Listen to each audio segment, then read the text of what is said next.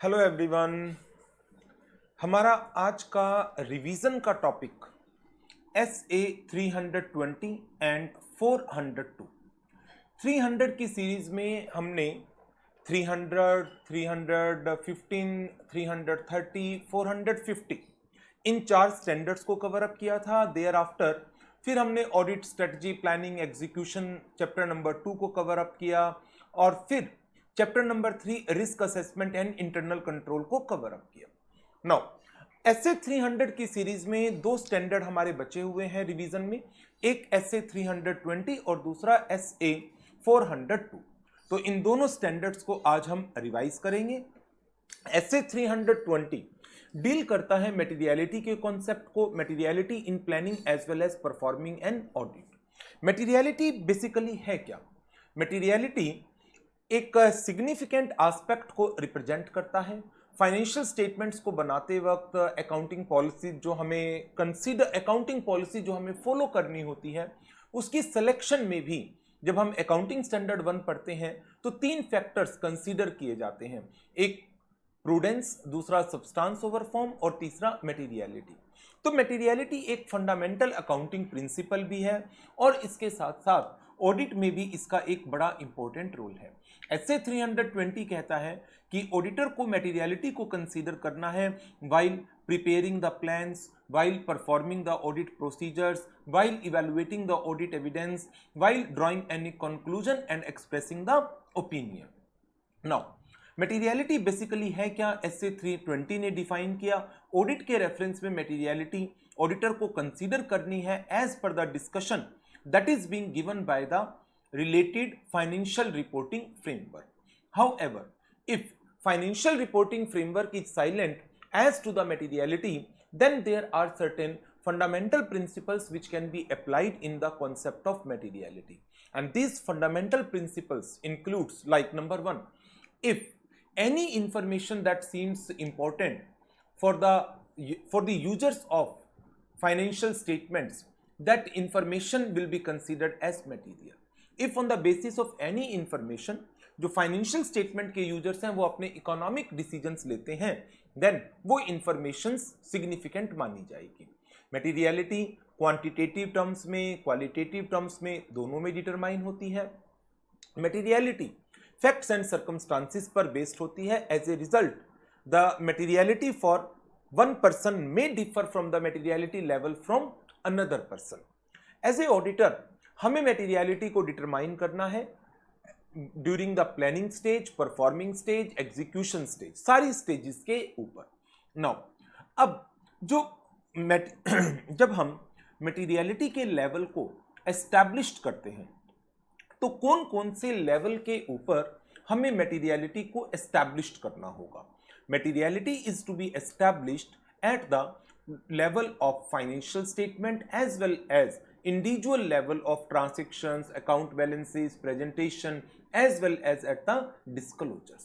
Now materiality for the financial statements as a whole वो auditor को help करती है इन डिटरमाइनिंग कि क्या जो उसकी ऑब्जर्वेशन में कोई मिस स्टेटमेंट्स आ रही हैं, क्या उसके बेसिस पर उसको आगे फर्दर प्रोसीजर्स परफॉर्म करने चाहिए या नहीं करने चाहिए। So being a auditor we are concerned with establishing the materiality for the financial statements as a whole. But sometimes it's happen कि हमने एक मटेरियलिटी लेवल को डिटरमाइन कर दिया for the financial statement as a whole, but कुछ transactions के references में हमें इंडिविजुअल मटेरियलिटी को फिक्स करना होगा, considering the importance of a transaction like managerial remuneration, depreciation. ये कुछ ऐसे एक्सपेंडिचर हैं विच are being governed by the regulatory provisions. तो ऐसे ट्रांजैक्शंस के रेफरेंस में इंडिविजुअल मटेरियलिटी लेवल को भी अलग से एस्टैब्लिश्ड किया जा सकता है। सो ऑडिटर को 2 लेवल पर मटेरियलिटी को एस्टैब्लिश करना पड़ेगा। एक लेवल हो गया materiality for the financial statement as a whole और दूसरा लेवल हो गया materiality for individual transaction, account balances and disclosures. Now इसके अलावा इस स्टैंडर्ड में एक छोटा सा कॉन्सेप्ट और है और वो है परफॉर्मेंस मटेरियलिटी का। परफॉर्मेंस मटेरियलिटी का कॉन्सेप्ट हमें क्या प्रोविजन देता है, that sometimes it may happen कि जो मिस स्टेटमेंट्स आप आइडेंटिफाई नहीं कर पाए, क्यों आइडेंटिफाई नहीं कर पाए, क्योंकि आपने सैंपलिंग प्रोसीजर्स फॉलो किए थे, या आपने आइडेंटिफाई किया, आपने मैनेजमेंट को बताया करेक्ट करने के लिए, बट मैनेजमेंट ने करेक्ट नहीं किया, क्यों, उनकी ओपिनियन में वो चीज सिग्निफिकेंट नहीं थी, या डिफरेंस ऑफ ओपिनियन था, हम जिसे गलती कह रहे थे वो उसे गलती नहीं कह रहे। So sometimes it happen that aggregate of undetected, जिनको मैं आइडेंटिफाई ही नहीं कर पाया, and uncorrected misstatements may exceeds the materiality for the financial statement as a whole.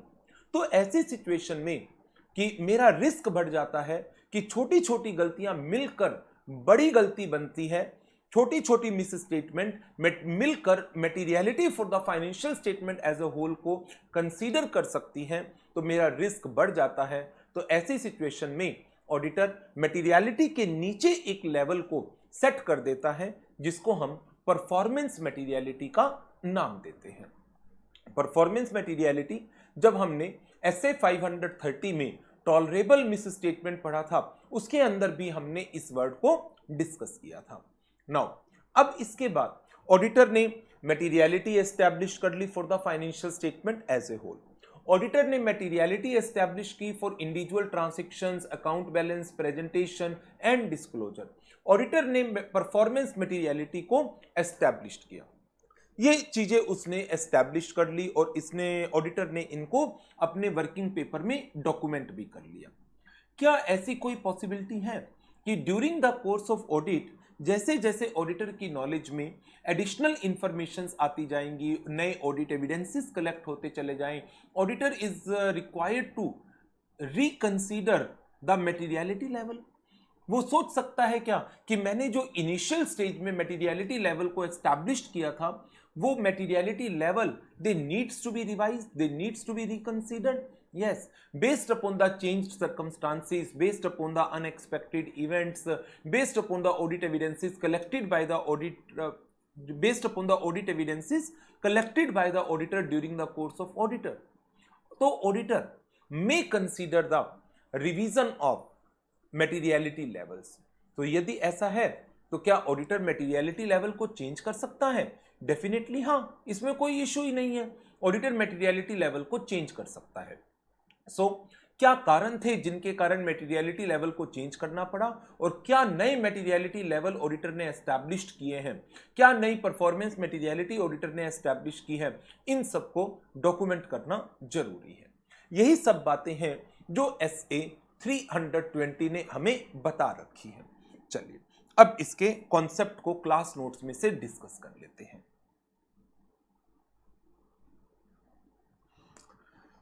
एसे का नाम materiality in planning and performing an audit. Concept of materiality, materiality may be based on a discussion given in the applicable financial reporting framework। जैसे example given है schedule 3 में, at a number of places few disclosures are being required, like if any person is holding share capital that is 5% or more than 5% of total share capital, it requires separate disclosure. Any expenditure if it exceeds 1% of revenue from operation or rupees 1 lakh, whichever is higher, then uska separate disclosure required hai. So schedule 3 requires separate disclosures for various items of financial statements. Examples are given here, like 5% of share capital, 1% of revenue from operation. So इस तरीके से कुछ materiality levels तो हमें जो financial reporting framework है वहीं से पता चल जाते हैं। हाउएवर अब शेड्यूल 3 तो सिर्फ कंपनीज पर अप्लाई होता है, जिन एंटिटीज पर शेड्यूल 3 अप्लाई नहीं होता या उनके FRF में और कोई बात नहीं की गई, देन इस स्टैंडर्ड में कुछ प्रोविजंस बताए गए हैं, उन प्रोविजंस को हम यूज कर सकते हैं for the purpose of establishing the materiality levels.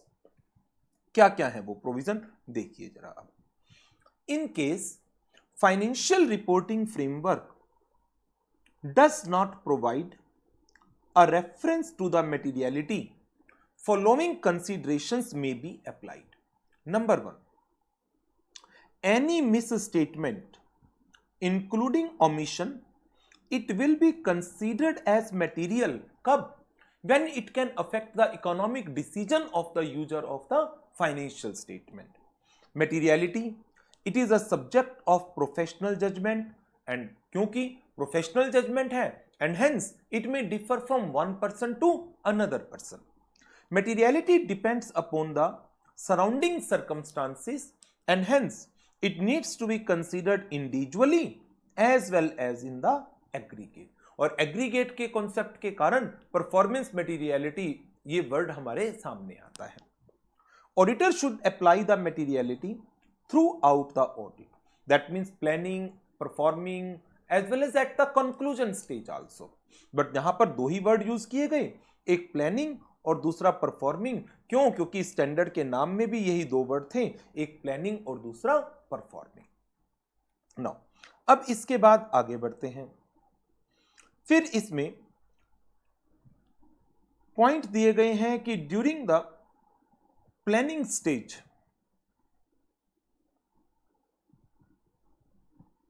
एक second,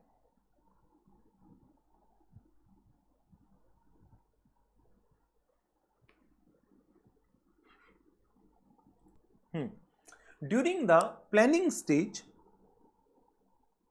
materiality is to be considered for various judgments like determining nature, timing, extent of risk assessment procedures, identifying and assessing risk of material misstatement, determine NTE of further audit procedure.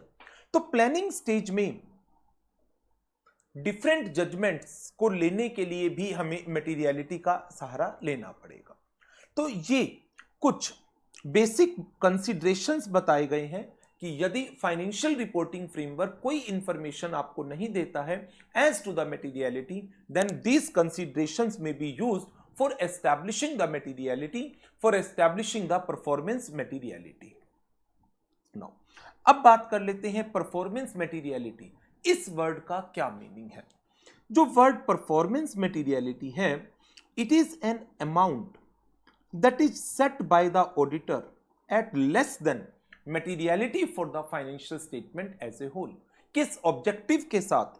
अपने audit risk को appropriate low level पर लाने के लिए. और यहां पर audit risk किस चीज का?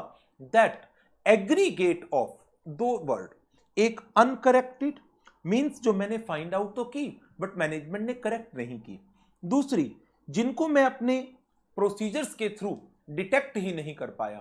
Uncorrected and undetected miss statements में एक्सीड्स द मटेरियलिटी. वो मटेरियलिटी को एक्सीड कर सकता है.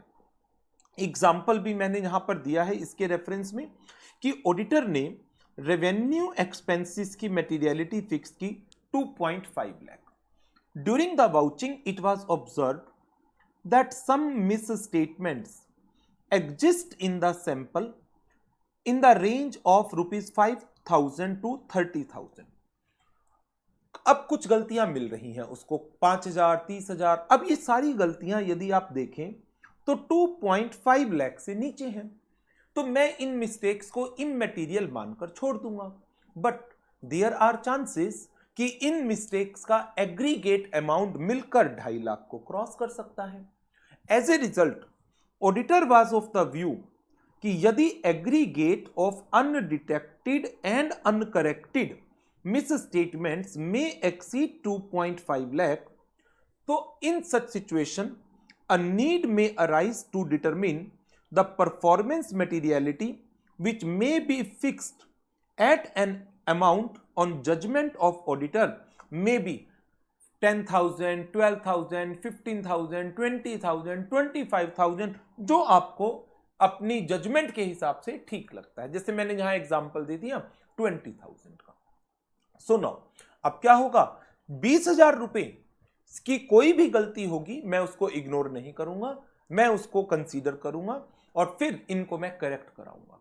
इससे होगा क्या कि अब 20,000 से नीचे की गलतियां छूटेंगी, जिसके कारण मैं एक एश्योरेंस लेवल ले सकता हूं कि जो अनकरेक्टेड और अनडिटेक्टेड है अब उनका एग्रीगेट 2.5 लाख को क्रॉस नहीं कर पाएगा।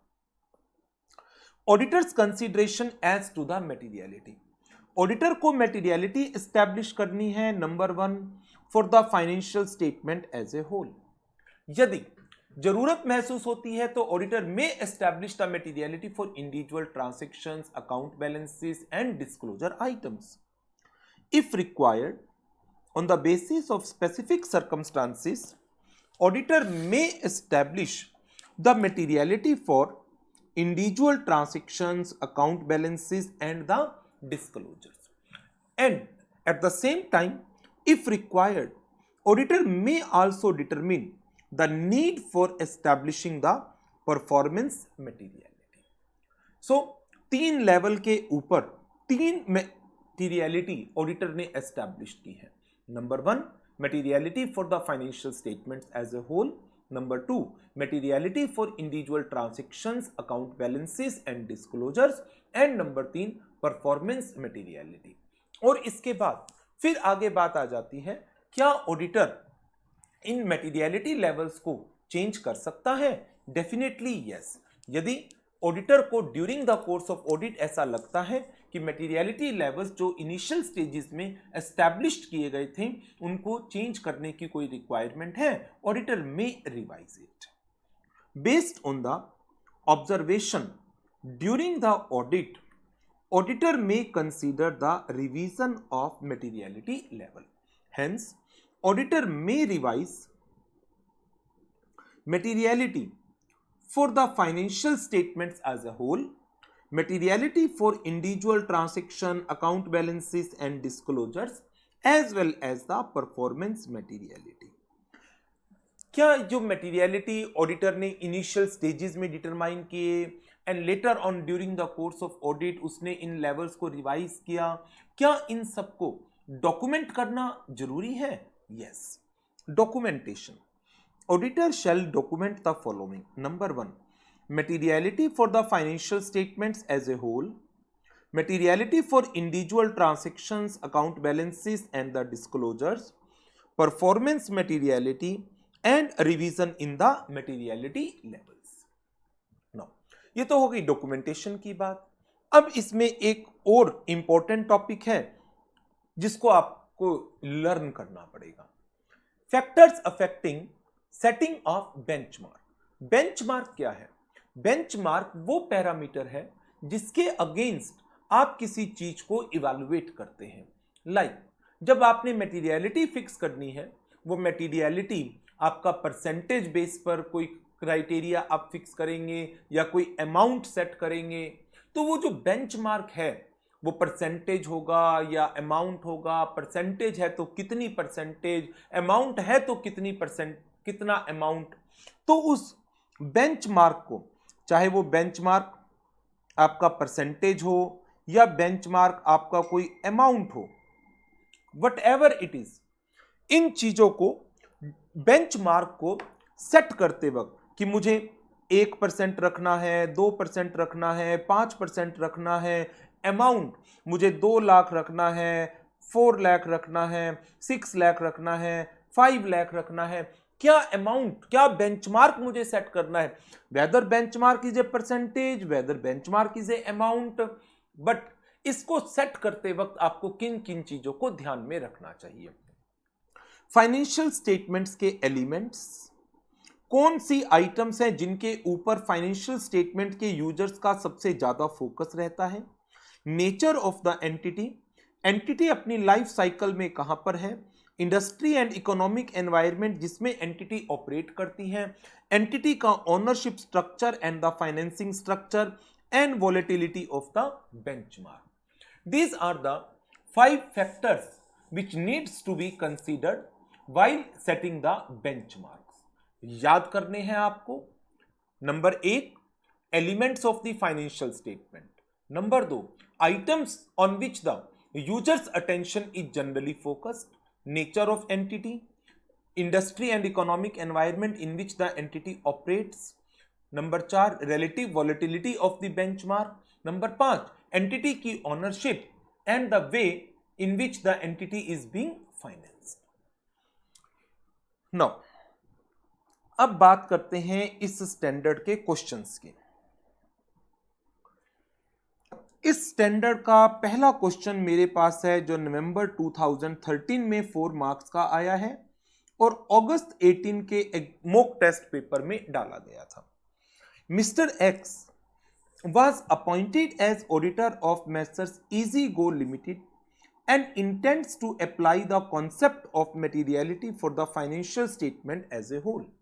Guide him the factors that may affect the identification of appropriate benchmark. ये जो सबसे मैंने आपको लास्ट में टॉपिक कराया है, factors affecting setting of benchmark, ये इस क्वेश्चन का आंसर है। एलिमेंट्स ऑफ फाइनेंशियल स्टेटमेंट्स, वो एलिमेंट आइटम्स जिनके ऊपर यूजर्स ऑफ फाइनेंशियल स्टेटमेंट का मेन फोकस रहता है। Nature of entity, life cycle stage, industry and economic environment in which the entity operates, ownership structure, the way entity is being financed and the relative volatility of the benchmark. जब ये question exam में आया नवंबर 13 में, तो examiner के क्या comment थे? Most of the candidates have no idea of the relevant standard and they try to answer the question based on post audit situation rather than pre-audit planning as required in the question.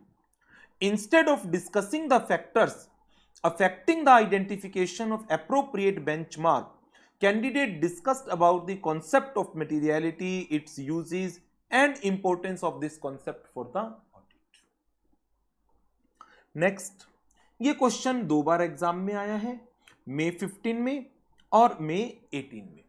इस question में कहा गया, क्या auditor materiality levels को री evaluate कर सकता है? Definitely yes.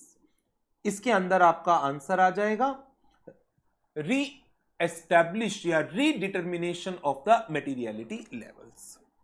Auditor can revise the materiality for the financial statement as a whole, materiality for particular class of transaction account balances और disclosures, and if auditor concludes a lower materiality तो वो performance materiality को भी revise कर सकता है। And hence mister P can reevaluate the materiality concepts after considering the necessity of such revision.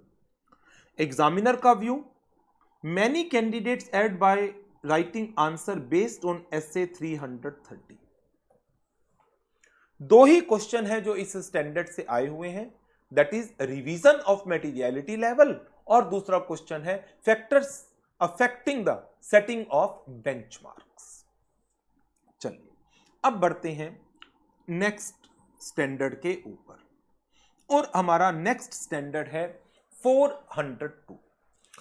S A 402 बात करता है audit considerations relating to an entity using the service organisation. इसका basic concept आप सबने regular classes में पढ़ा ही हुआ होगा, जो मैं इस पूरे एक कंप्लीट चार्ट से कराता था, बट मैं इसको एक बार क्विकली रिवाइज करा देता हूं ताकि वो चीजें आपके माइंड में दोबारा से रिमाइंड हो जाए। नाउ, एक पर्सन ऑडिट कर रहा है एक एंटिटी की और ऑडिट के दौरान उसको पता चलता है कि जो इसका क्लाइंट है वो अपनी कुछ सर्विसेज अवेल कर रहा है किसी और एंटिटी से। दैट मीन्स इसको हमने नाम दे दिया, ये एक सर्विस ऑर्गेनाइजेशन हो गई। सर्विस ऑर्गेनाइजेशन से सर्विसेज अवेल की जा रही हैं। अब यदि ये काम सारा का सारा जो एस का यू का है, यू अपने आप करता तो मैं इसके ऑपरेशन को स्टडी कर सकता था, मैं इसके कंट्रोल को इवेल्युएट कर सकता था, बट यू ने तो क्या किया, इसने तो काम ही आउटसोर्स कर दिया किसी पर्सन को। तो क्या मुझे इंफॉर्मेशन चाहिए कि एस प्राइवेट लिमिटेड इसके यहां पर काम कैसे हो रहा है यू का? ये तो बेसिकली क्या हो गया, बीपीओ हो गया, बिजनेस प्रोसेस आउटसोर्सिंग एंटिटी, जिसको काफी एंटिटीज क्या करती हैं, अपने बिजनेस प्रोसेसेस आउटसोर्स कर देती हैं। तो यू ने क्या किया, अपना अकाउंटिंग का फंक्शन, पेरोल का फंक्शन, इन्वेस्टमेंट मैनेजमेंट का function, debtor management function, cash management function, inventory management function, ऐसे कुछ फंक्शंस उसने आउटसोर्स कर दिए। नाउ अब जब ऐसे फंक्शंस आउटसोर्स हो गए तो उस केस में मैं as a auditor of the user entity, मेरे सामने चैलेंज आ गया, मैं कैसे इंटरनल कंट्रोल को इवेलुएट करूं।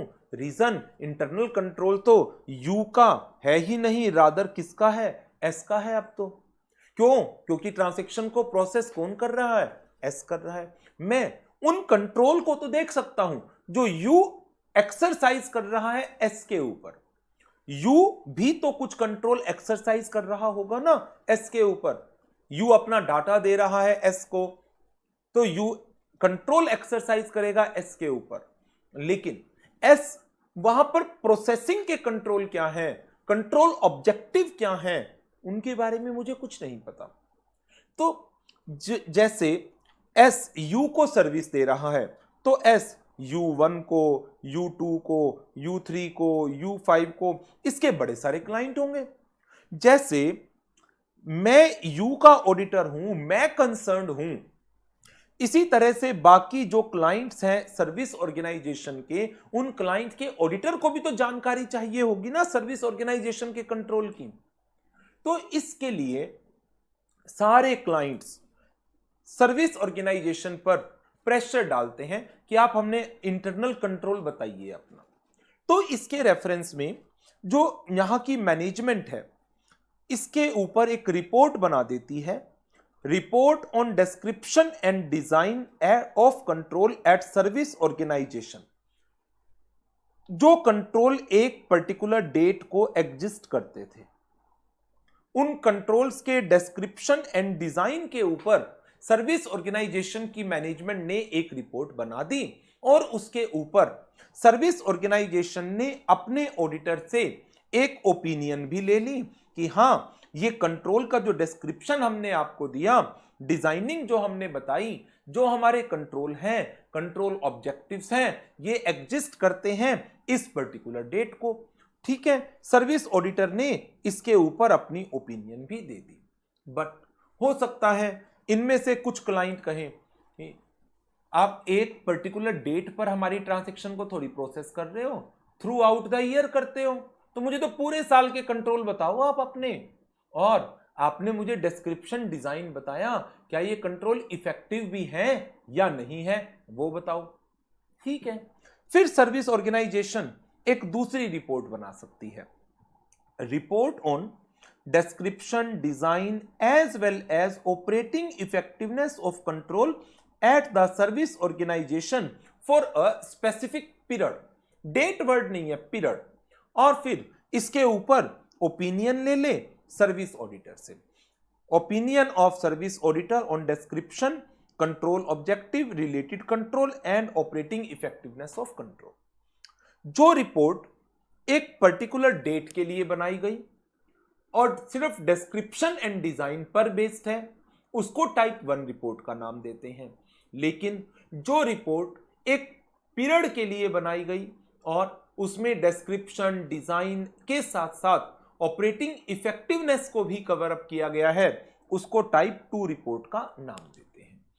ये टाइप 1 रिपोर्ट, टाइप 2 रिपोर्ट दो मेथड पर बन सकती है।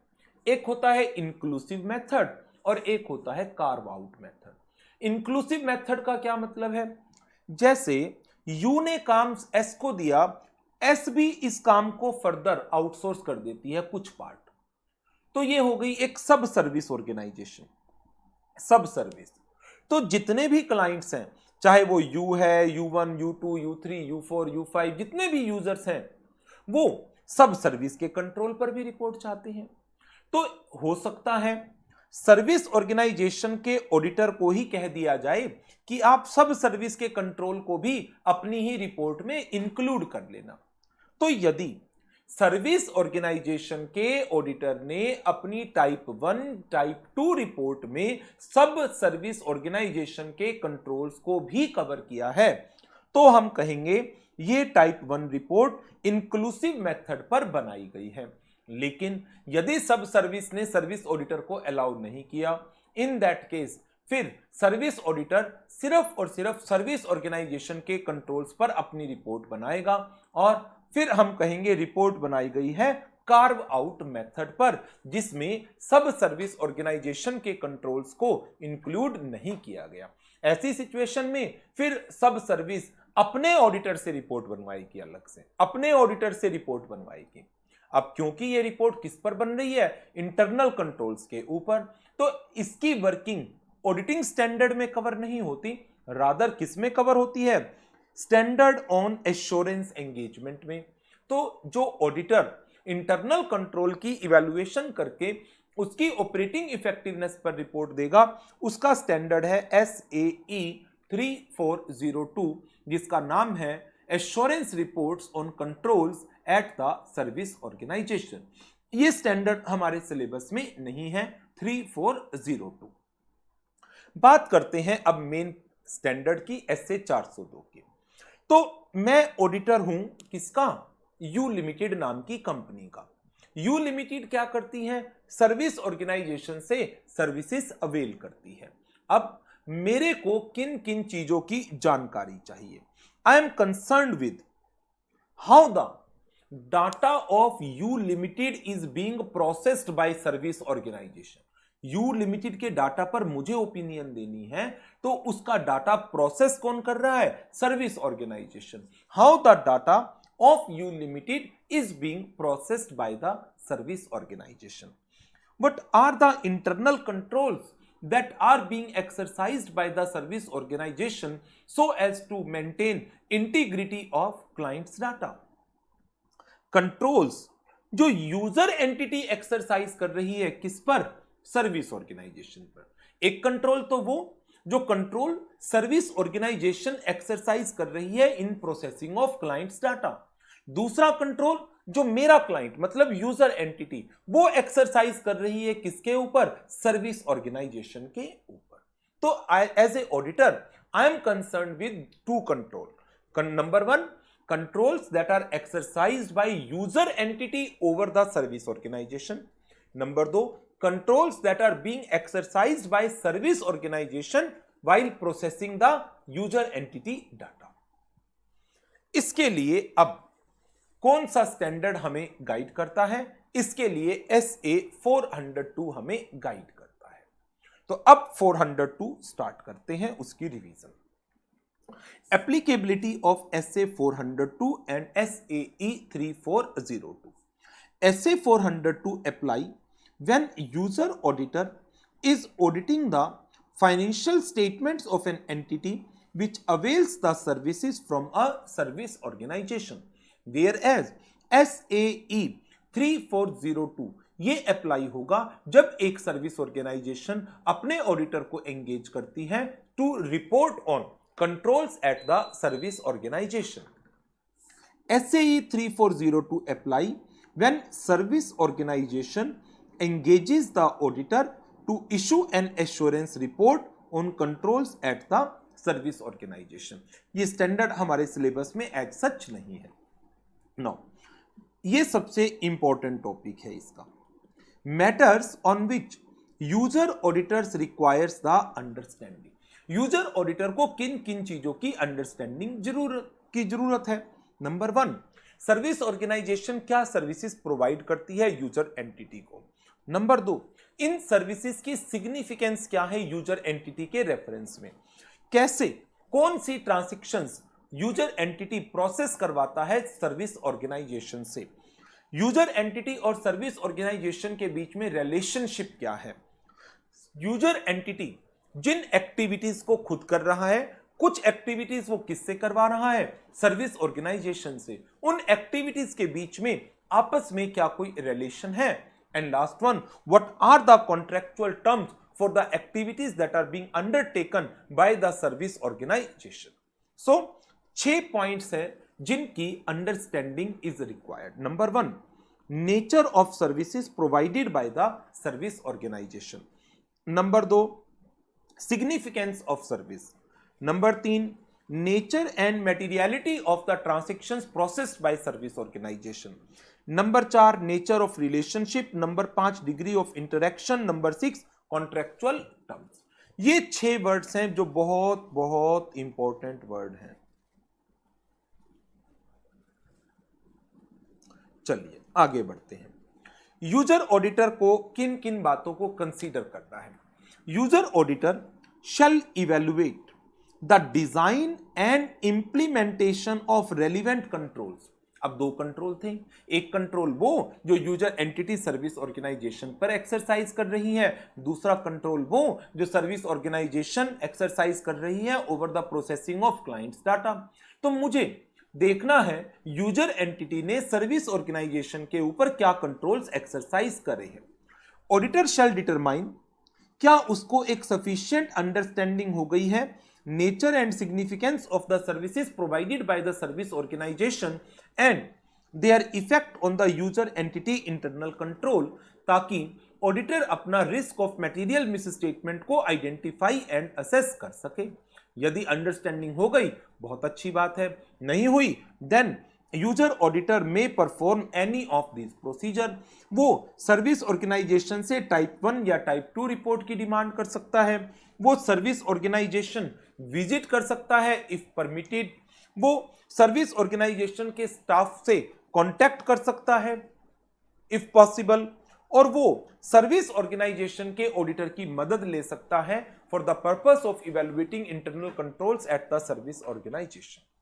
सो ये ऑडिटर के कंसीडरेशंस हो गए यदि यूजर एंटिटी सर्विस ऑर्गेनाइजेशन की मदद लेती है तो। नाउ इसके बाद इसमें एक छोटा सा टॉपिक और आ जाता है, और वो टॉपिक क्या है? यदि सब सर्विस ऑर्गेनाइजेशन है तो उसके रेफरेंस में ऑडिटर को क्या करना है? If a service organization uses a sub service organization, the service auditor report may either include or exclude, either include or exclude क्या? सब सर्विस ऑर्गेनाइजेशन के control objective and related controls. यदि service organisation ने अपनी report में इन controls को include कर लिया तो हम क्या कहेंगे? ये रिपोर्ट इंक्लूसिव मेथड पर बनाई गई है। बट यदि सर्विस ऑर्गेनाइजेशन की रिपोर्ट में ये कंट्रोल एक्सक्लूड हुए तो मैं क्या कहूंगा? ये रिपोर्ट कार्व आउट मेथड पर बनाई गई है। ओके, यदि type 1 type 2 report as the case में भी, यदि वो इंक्लूसिव पर बनी फिर तो बात हो गई यहीं पर खत्म।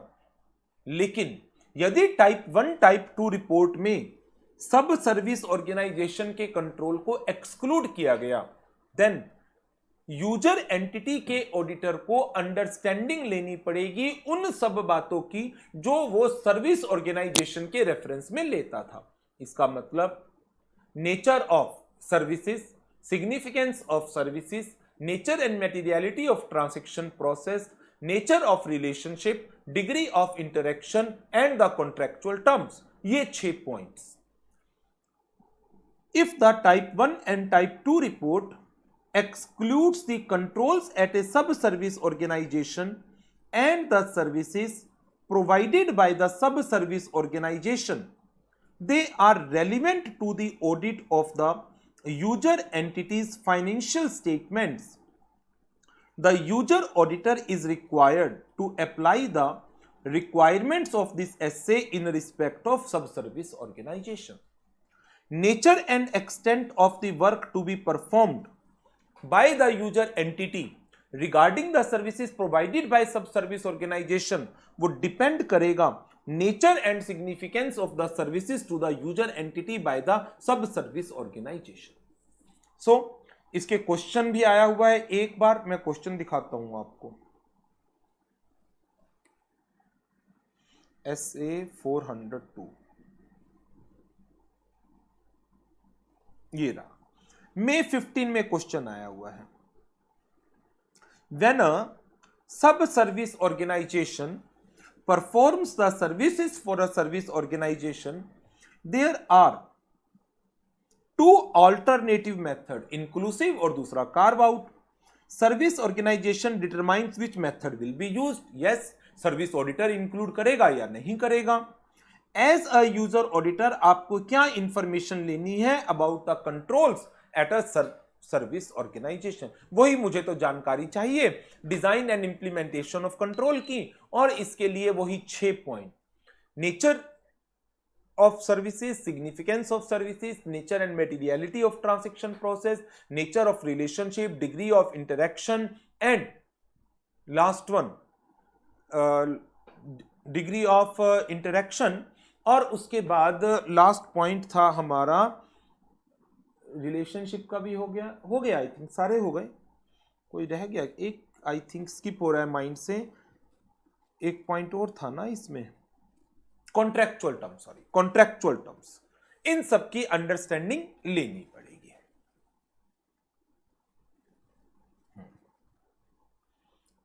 ये क्वेश्चन आपका मई 15 के एग्जाम में आया हुआ है।